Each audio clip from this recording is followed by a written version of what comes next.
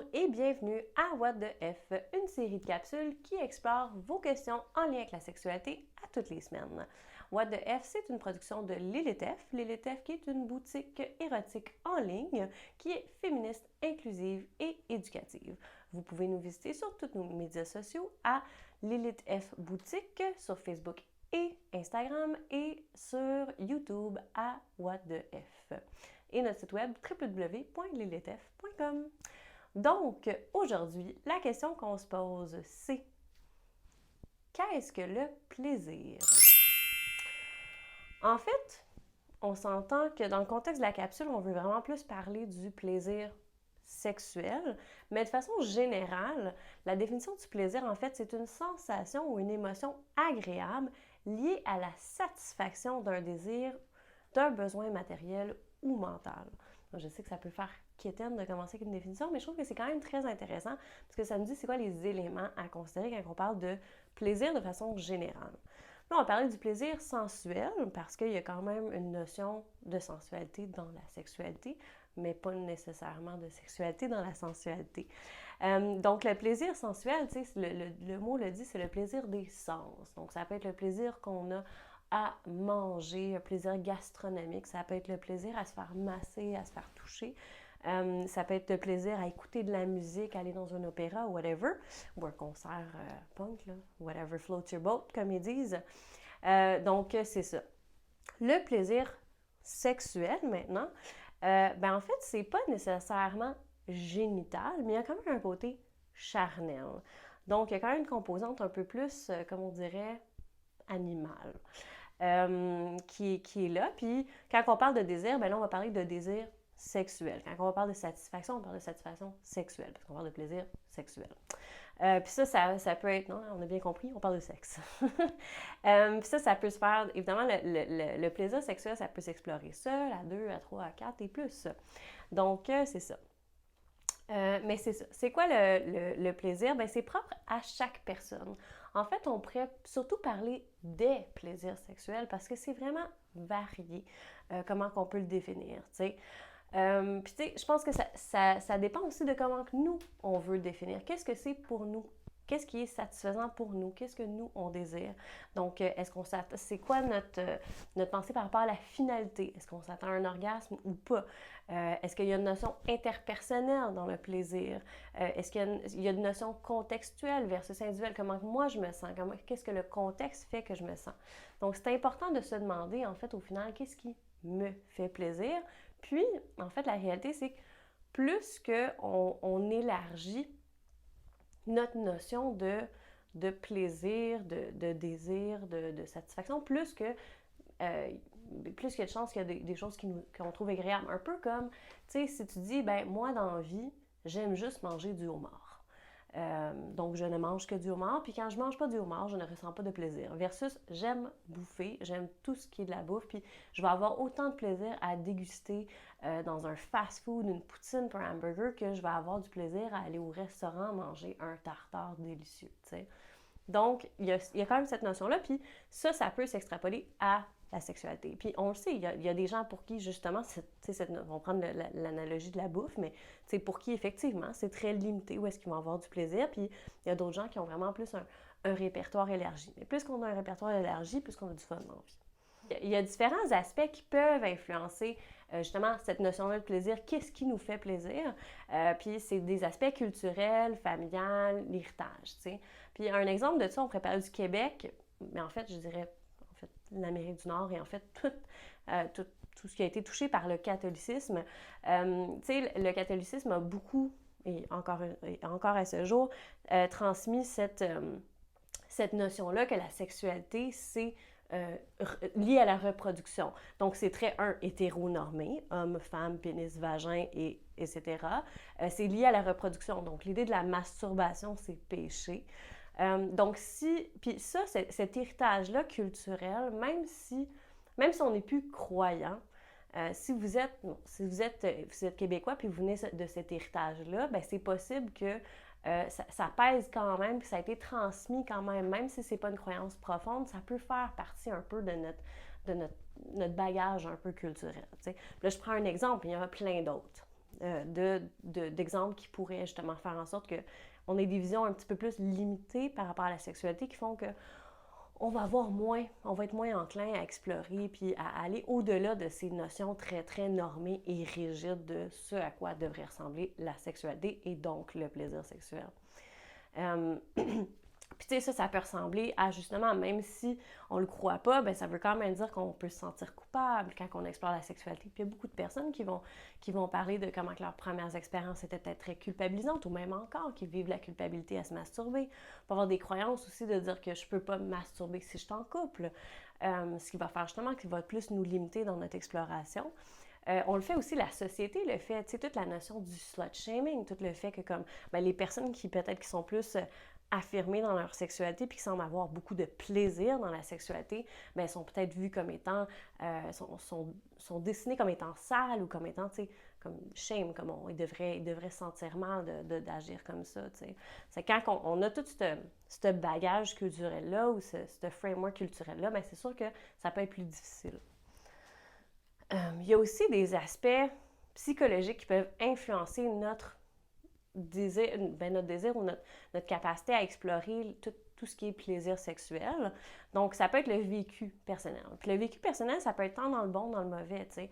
On peut avoir vécu des traumas, que ce soit des traumas sexuels ou des traumas de façon générale, des périodes difficiles dans la vie qui peuvent influencer nos schèmes sexuels, nos schèmes relationnels, mais on peut avoir eu des expériences positives aussi qui viennent influencer les choses qu'on va aimer particulièrement, des premières expériences avec la pomme de la douche, puis de dire « Oh mon Dieu, c'était vraiment cool », puis ça a ouvert la porte à plein d'autres explorations. On a toutes nos particularités puis nos préférences aussi. Il y a des gens qui aiment se faire toucher d'une certaine manière, des gens qui n'aiment pas ça, il y a des gens qui aiment ça se faire sentir désiré, il y en a qui n'aiment pas ça se faire regarder, pardon.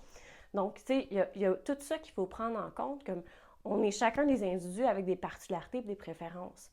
Nos insécurités aussi. Tu sais, il y a des personnes qui peuvent se sentir moins à l'aise, mettons, d'être vues nues ou même de se voir, de se regarder nues, de regarder leur corps. Ça peut être difficile, tu sais.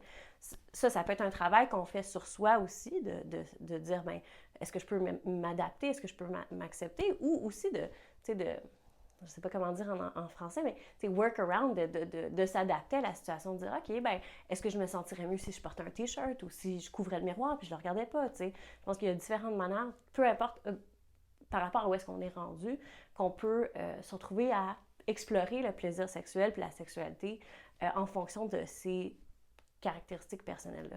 Et l'état émotionnel aussi. On n'aura pas on n'aura peut-être pas les mêmes préférences, les mêmes goûts, les mêmes désirs si on est en beau maudit puis on a une journée de merde.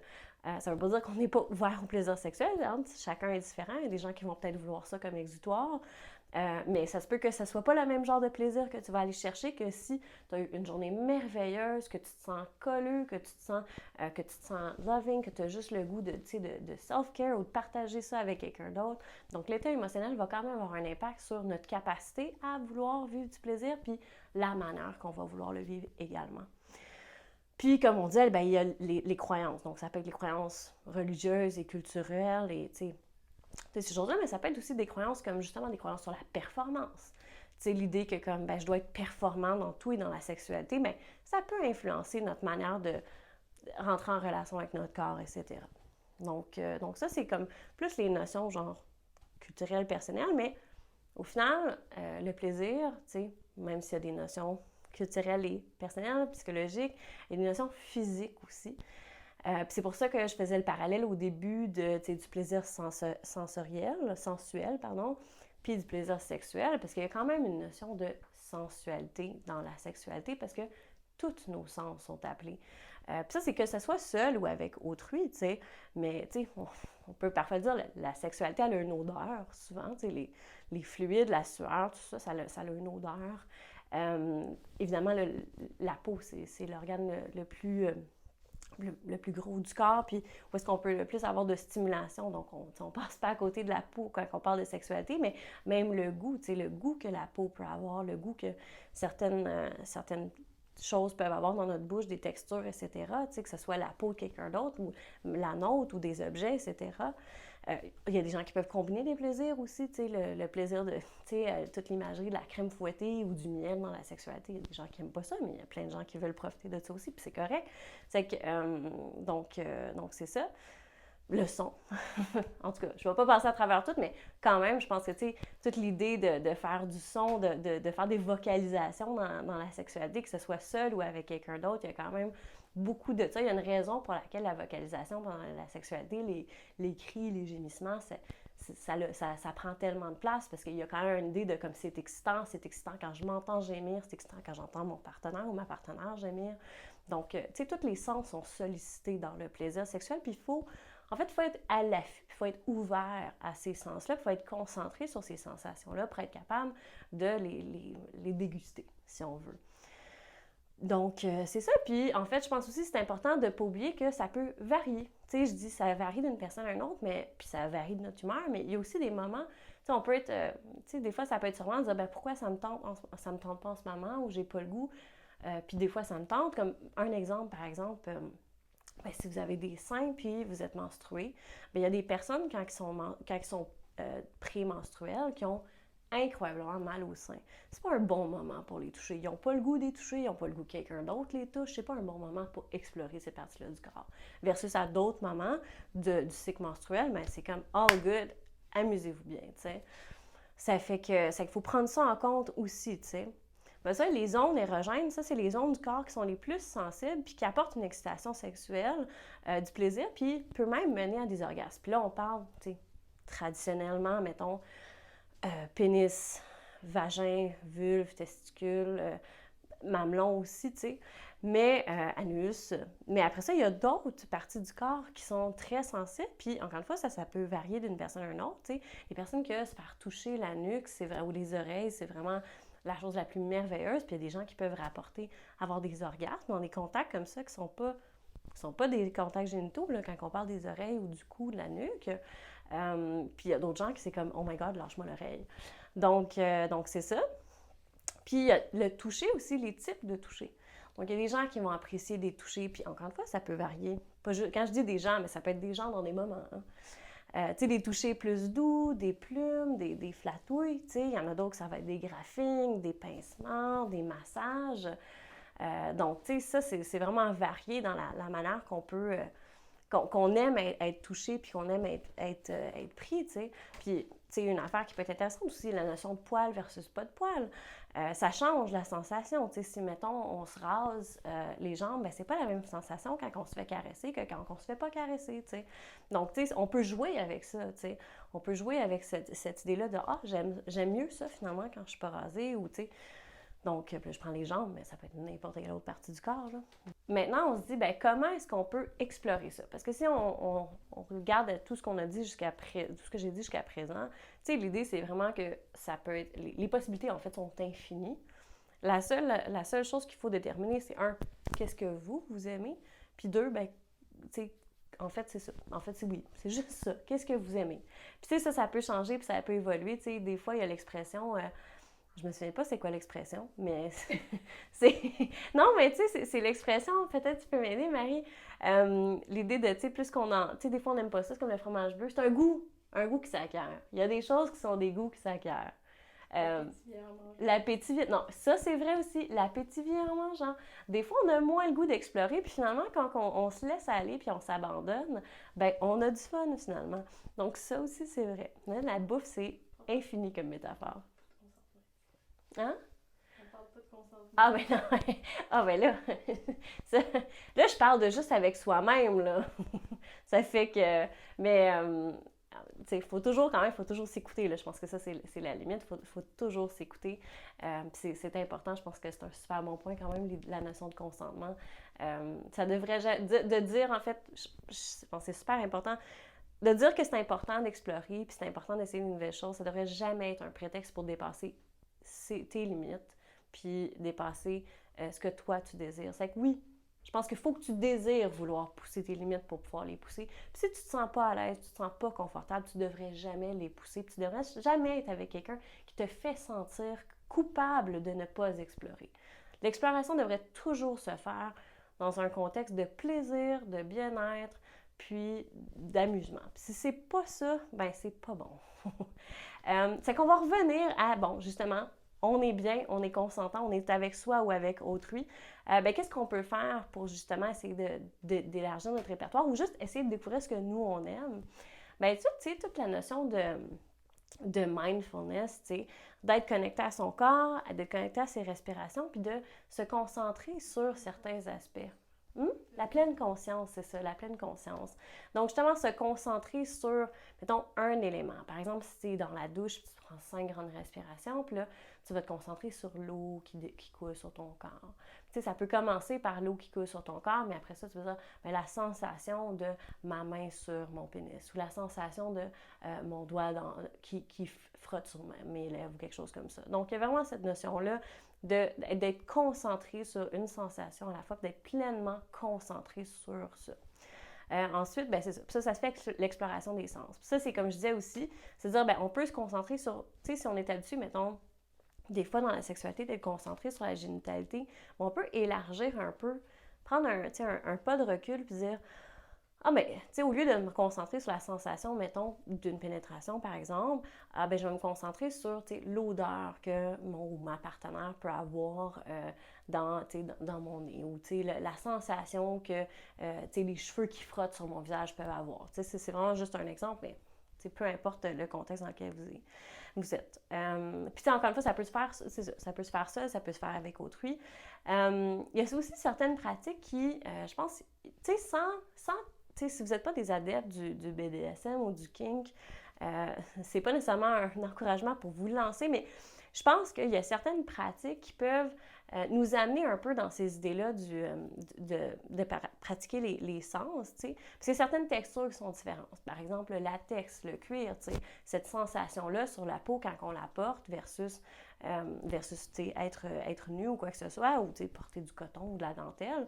Donc, c'est quand même intéressant d'explorer différentes textures sur notre peau.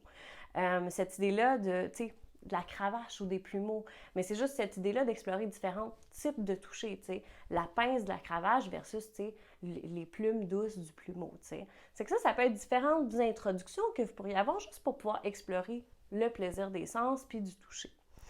Mais bon, ça, ce sera aussi pour une autre capsule quand on va explorer le BDSM. Mais pour ce qui est du plaisir, je pense que c'est tout pour aujourd'hui. Donc, je pense que le message de fond, c'est amusez-vous. Puis, je vous souhaite bonne semaine, bon sexe. N'oubliez pas de nous suivre sur Facebook et Instagram à Lilith F Boutique et sur YouTube à What the F. Et enfin, sur notre site web, n'hésitez pas au www.lilithf.com. Bye! What's up?